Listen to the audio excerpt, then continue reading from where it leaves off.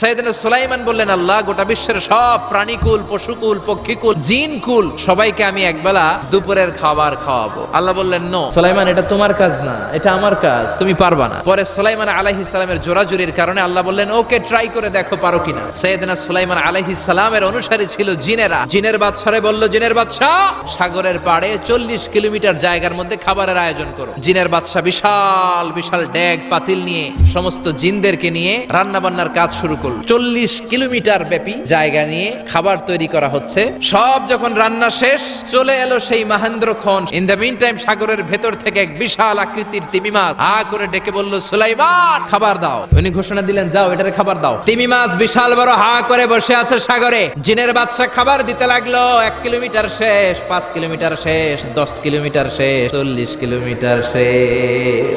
এখনো তিমি মাছের মুখ হা করা আছে না নাই? সাইয়েদনা সুলাইমান সিজদায় পড়ে গেলেন, আল্লাহর ডেকে বললেন, মাবুদ রে, আমি বুঝতে পারি না আসলে রিজিক দেওয়ার মালিক আমরা না, গোটা বিশ্বের সবাইকে খাওয়ানোর ক্ষমতা আমার নাই। রিজিকের মালিক একজন, তিনি কে?